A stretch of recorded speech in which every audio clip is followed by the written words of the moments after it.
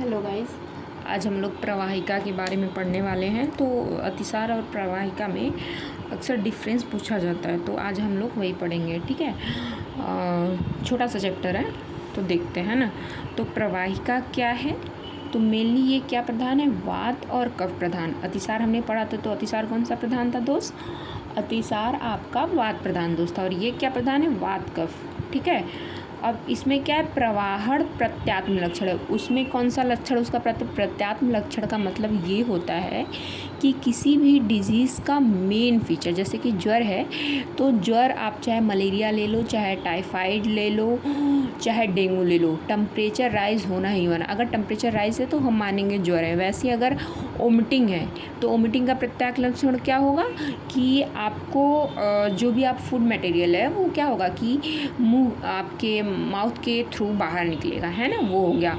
और अतिसार का प्रत्यात्म लक्षण क्या हुआ कि मल का सरण। तो इस वैसे ही इसमें क्या है, प्रवाहण। हम लोग जो चैप्टर आगे मतलब हम लेके आएंगे तो उसमें हम लोग आपको बताएंगे कि लक्षण कितने प्रकार के होते हैं। ठीक है, वैसे लक्षण 3 प्रकार के होते हैं, मैं आपको बता दे रही हूँ। सामान्य लक्षण, विशिष्ट लक्षण और प्रत्यात्म। प्रत्यात्म लक्षण वो लक्षण है जिससे कि उस व्याधि की पहचान हो रही है ना। तो देखिए 3 प्रकार के लक्षण होते हैं, प्रत्यात्म, ठीक है, सामान्य, इसको भी यहीं पे लिख लीजिएगा, और विशिष्ट।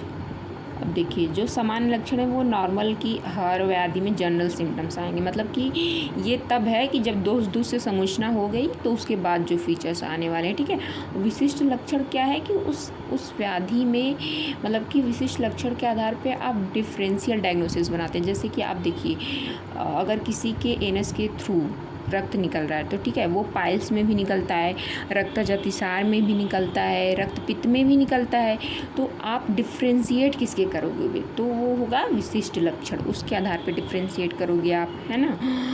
और उसके बाद है समान लक्षण, तो जनरल साइन एंड सिम्टम्स है। प्रत्यात्म लक्षण क्या है कि एक उसमें वो एक पर्टिकुलर, जैसे रक्तपित्त है तो रक्तपित्त में क्या है कि रक्त निकलेगा ही निकलेगा। अब जैसे अतिसार है तो अतिसार का एक टाइप है जिसमें कि रक्तज अतिसार है, उसमें क्या है कि मल के साथ रक्त आ रहा है ना। तो वो चीज़ें हैं, 3 तरह के ऐसे लक्षण होते हैं।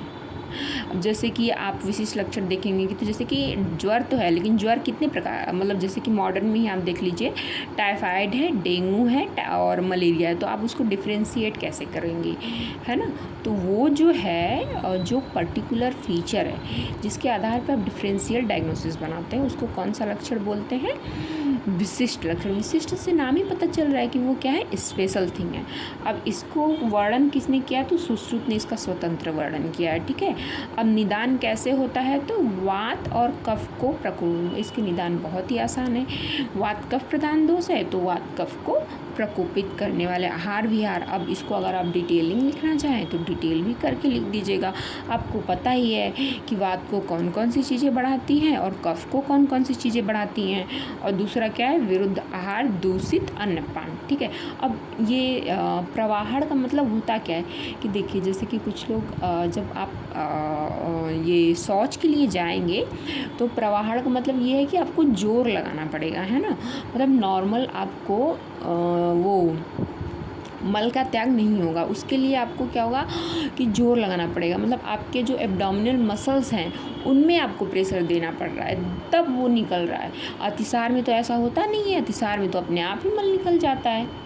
तो वो चीज़ें हैं। ठीक है, तो अब देखिए आमे परिरते यस्तु विरुद्धम अतिसारते सशूल पिच्छम अल्पम अल्पम बहुश सप्रवाहिका।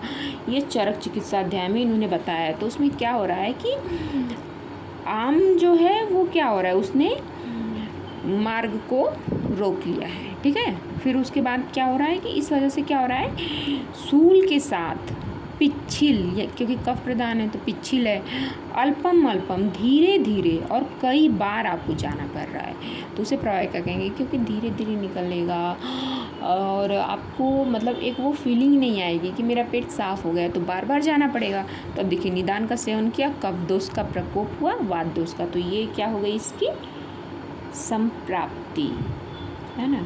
तो हम इसकी संप्राप्ति देख लेते हैं, एक छोटा सा अब देखिए संप्राप्ति क्या है कि क्लेदक कफ का पक्वाशय की तरफ जाना।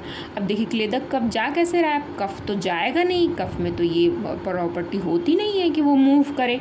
कौन मूव करवा रहे हैं भाई साहब, ये वात भाई साहब इनको मूव करवा रहे हैं। अब क्लेदक कफ कहाँ होता है आपको पता ही है, आमाशय में होता है। अब वो आमाशय से कहाँ जा रहा है, पक्वाशय में। जब आमाशय से पक्वाशय में जाएंगे अपने स्थान को छोड़कर तो कुछ न कुछ तो गड़बड़ी करेंगे ही, क्योंकि वहाँ पक्वाशय में तो इनका कोई काम है नहीं। तो वात दोष के द्वारा कफ के पिछुल गुण की कमी, ये भी वात भाई साहब कर दे रहे हैं। तो अब ये जब पिछिल गुण की कमी हो जाएगी तो अब कोई भी चीज़ स्लिपरी रहेगी, निकल जाएगी। अब कमी हो गई, अब वो चिपकेगी पक्वाशय में, है ना। तो पक्वाशय में जब चिपकेगी तो क्या होगा, प्रयत्न के बाद भी कफ युक्त मल का ना निकलना। कोई भी चीज़ चिपकी हुई है तो वो निकलेगी नहीं, निकलेगी ना। कोई भी चीज़ अगर आप ही सोचिए कि अगर कोई भी चीज़ चिपचिपी सी है तो वो कैसे निकलेगी, वहीं अगर कोई लिक्विड फॉर्म में होती तो वो निकल जाती, है ना।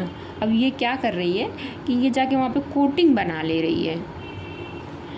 अब इसकी वजह से क्या होगा, अपान वायु के भी, क्योंकि अपान वायु मेनली क्या है, मल को निकालने का, इनको निकालने का ही काम कर रही है।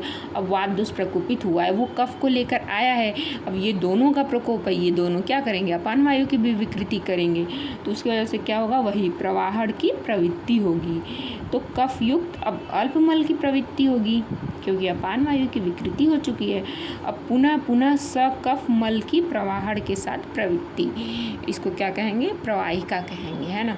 तो मेनली इसमें क्या हो रहा है कि आप अग्निमंद कर रहे हैं, उस वजह से आम बन रहा है और वहाँ पे कफ की वृद्धि हो रही है, वात की भी वृद्धि हो रही है।